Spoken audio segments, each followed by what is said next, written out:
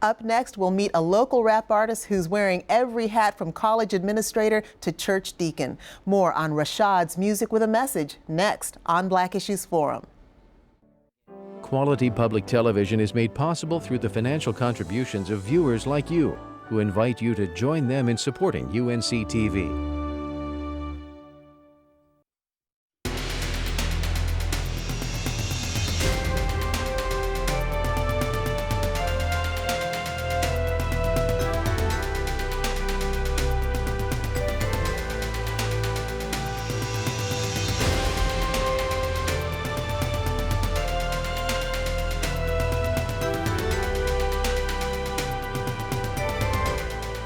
Hello, welcome to Black Issues Forum. I'm Deborah Holt Noel.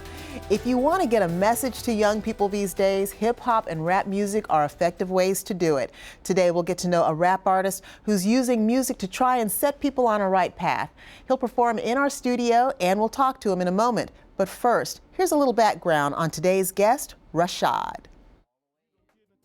1, 2, 3 times, got a mind to use it, can't press rewind. What makes us soft? A hard head. If you messed it up, lay in your bed. See, all you got to do is use your head. You ain't got to learn the hard way instead. We call it Save Your Life music. That is what we call it. It is designed so that when you listen to it, you will use the messages in it to do something about your own life. Thomas RaShad Easley has been writing lyrics since he was 14, but it wasn't until he was in graduate school that the words in a message spoken to him by a friend caused him to do something about his own life. I had started getting engaged in activities that were not who I really was. You know, so people who knew me and liked me, they were like, that's not what you do. You know, you're not this bad guy. You're not this jerk, this player. You're not this mean person. What's going on with you? And he spoke to me that night, and just his words like just cut straight to my heart and to my mind at the same time. He was like, you were not this other person. You were not like this. You were not like the guy who you dislike. You were not made for this reason. You were not supposed to be doing this. The next day, I didn't know what to do. I was like, I just need to go somewhere positive. I couldn't stay at home. So I went to this church in Des Moines. From that day forward, RaShad began to make dramatic changes in his life, rapidly completing his master's degree at Iowa State University, trimming down his 300-pound frame, adopting a vegetarian lifestyle, and developing for the first time self-love through Christian faith. He continued to write music while obtaining a faculty position at North Carolina State University, and in 2011 experienced a musical breakthrough that would help him carry his message to the masses. The college radio station Wolf Bites Radio was an instrumental conduit. You know how the game go, did you just come here to dance, but what's the chance? Exactly, we heard it and we go, this is catchy. When we first heard RaShad's music, we liked it immediately. It sounded familiar but different at the same time, if that makes any sense. That it had a really good bass. It was easy to hear. A lot of times rap songs, you can't always hear the lyrics, or they're going so fast you can't hear them. His lyrics are very crisp, very clean. I don't know, the rhythm is always really good. It's catchy. College of Natural Resources Flow. Welcome to CNRville exit 919 featuring Thomas Easley. His first song was called North Carolina, I think. That naturally got a lot of response. The song kind of talked a lot about North Carolina as a whole.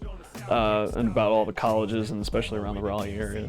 And there was a Wolfpack-centric one too. So, while RaShad has defined his material as Save Your Life music, he's quick to say it is not Christian rap.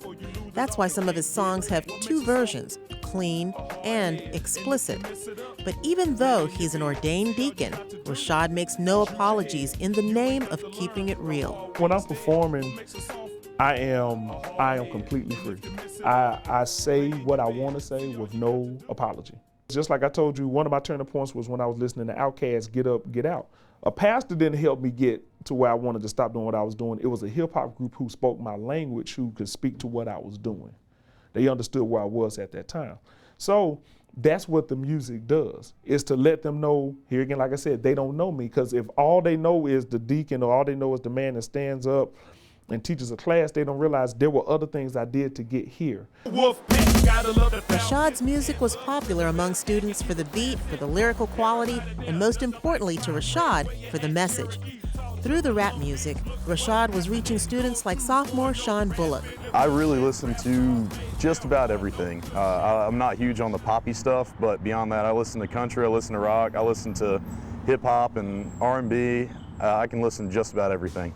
And I appreciate that he's trying to get a message across. He's trying to, he's an evangelist through his music in some songs. He's, telling stories. He's trying to teach a lesson, and some of them are just for good listening. I met Sean the first week he came to NC State, and he was just so open and just so willing to talk and be engaging. And then we started talking about hip hop and music, and he knows how to make your stereo system in your car blow up a whole street.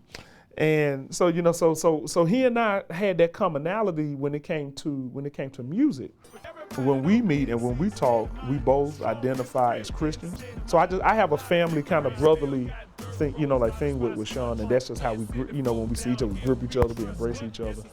And it's not a fake thing, it's a real thing. While RaShad extends his message to help all students, he does realize the deeper needs that exist among young African American men on campus. So he's also active in a mentorship program where he has the opportunity to reach out to students like junior Melvin Smith. I love his music. I love the message behind his music.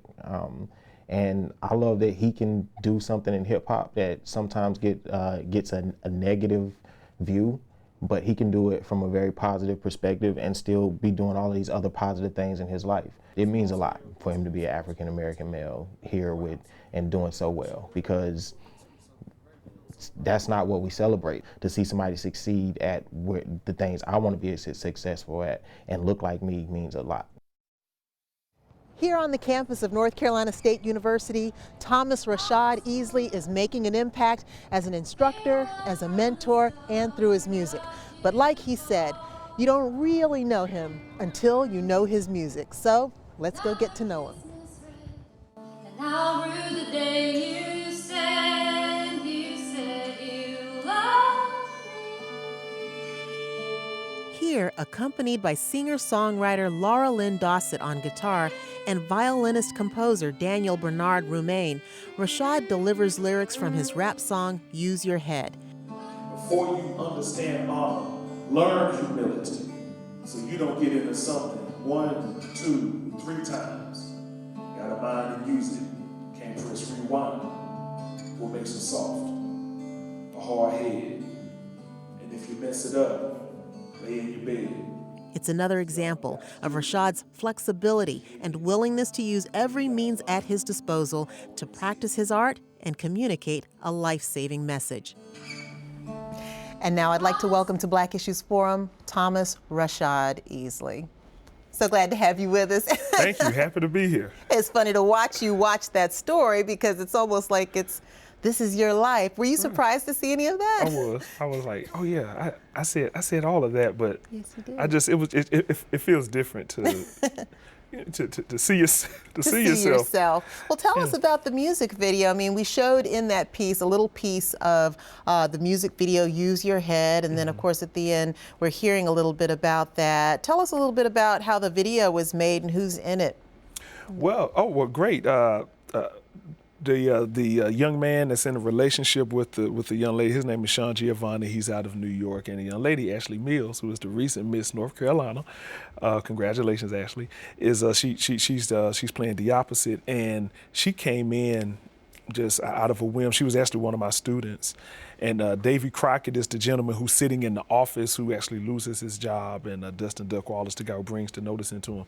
Davy is the producer, actually, of most of about 85% of all my music, and so Davy.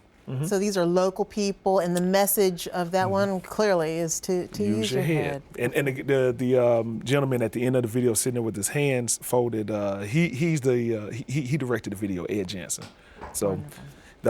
Davey and Ed actually came down from New York and came to film it. They said that they really, when they first heard the song, they just really grabbed hold of it and said that that's the one that we want to make a video to, because it has the message. Ed said that song made him think about his life, when you go to church. So I thought, wow, really? And he said, that's why I want to direct it. Even though you have other songs on there, and of course you have songs that are good for the club and something that people can get down to. He said, I think this is the best way for people to know you, because that's the first thing that I heard of you.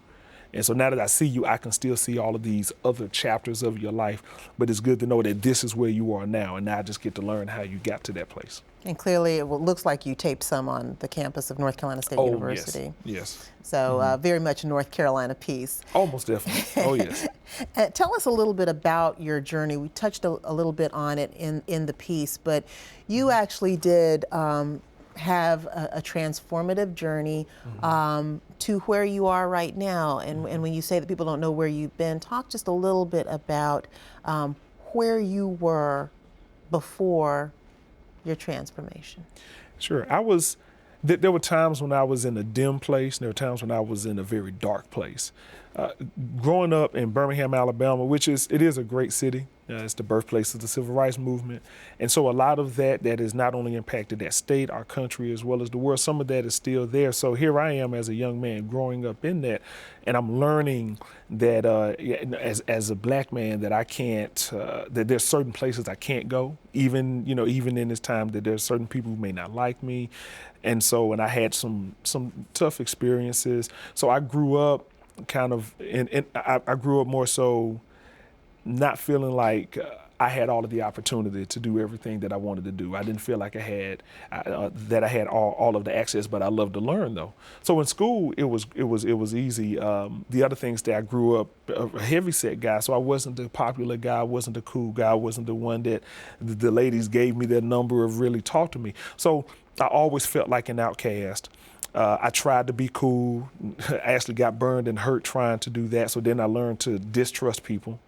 And then when I got off to school, it just continued. And then I also lost my grandmother at a young age, and she was like my rock. So I just really, at a lot of times I felt hopeless. I felt like I had no protection and no love. Even though my parents were there and my best friend and my sister was there was still something that I was missing. And so I got involved in a lot of different things, and I was able to do it in a way that if you saw me, like say the next morning, you probably wouldn't have any idea what I was just doing the night before. You wouldn't know that I was probably still high in the morning, or you wouldn't know that I didn't like you either if I could be, talking to you. And so as time went on, I carried that with me for years. And it probably has helped you, I would imagine, to connect with a lot of people who are hiding that kind of activity in their own lives and need to have a breakthrough, a moment where they can just now get on the right path. Right. And I imagine you're doing so with your music. Is it intentional that have you always wanted to create a meaningful message using your music? For the most part, I've always wanted to be able to use my voice to say what was going on inside of me. It wasn't until I saw what I said had a positive impact on other people, and then I thought, oh, okay. Because just like that whole growing up as an outcast, not feeling accepted, you don't really feel like you matter either. So it wasn't until I started hearing people recite my lyrics back to me or say, man, I really enjoyed when I saw you at the spoken word or something like that. And then that just started to say, wow, maybe I do matter. Maybe I can make a difference. Well, let's see what else I can do with this. And then I just really became much more intentional about it. So your message is life-saving music, but it's not Christian rap. And as a matter of fact, you've got clean versions and explicit lyrics in there. And yet you're also a church deacon and a person of faith. So how do you explain how you use language that most would consider offensive, rough, in your messaging when you're a person of faith? How do you balance that? How do you justify it? Sure. I don't want to use that cliche of keep it real. I just say that I like to be honest. When most people look at like where you are now, the problem is that they assume that that's how you've always been. You see, so you can't identify with me.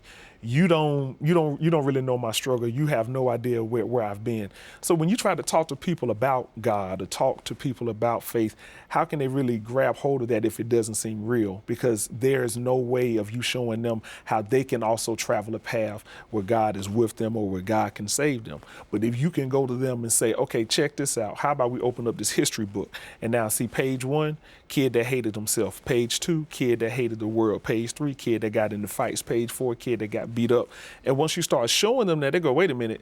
Because when I look at you right now, you look like you've made it. You look fine. You look great. And so I think that that's part, I know that that's part of the journey, is to be able to tell people the truth. I don't rap with amnesia. So that's why that's why some of the language that you hear in the songs, and recognize I don't go but too far still, because I understand that some people cannot handle it. Some people may not like it. But in the end, I also make my music about my life and about my story. So when you hear that, that's where he was. That's what he used to do. That's what he did. And then when you can look at me now, you go, well, if he can come through all of that and doesn't do any of that anymore, can I do it too? And that's the whole point, is to really be real. Now I don't have to just say, oh, God did this for me. No, you can say what God did for me because you know the story. I'm not ashamed to share that with anyone. Do you feel that the church today is missing an opportunity, or are they on top of the opportunity to use hip hop and rap music to be effective in their ministries? Well, I think the benefits that there's so many different kinds of churches, that's a good thing, that they can respond or feed the needs of different people. But I think that the challenge is that we do this dance of separating God and other parts of my life, you see. But God said God wants to be in every part of your life. So we're the ones who separate it, not God. And so that's why the interpretation is always, this is wrong. You can't do this. You can't say that. If it's not like the gospel, if it's not of the gospel, then it's wrong. But I'm like, but if God is everywhere and God is everything, then how can we not see God in some of what is going on? Now, I'm not saying to blaspheme God or anything like that. But what I'm saying, if you can do it with no shame, tell people where God has brought you from, then who is it that you're trying to please? You trying to please the people who just want to hear it one way, or you trying to please God who's saying, I brought you through this, and you need to tell them the story. Now, you performed a song in our studio, mm-hmm. We Need a Change. What was the inspiration for that, and what's the message? Oh, there was so many. There were so many inspirations for that one.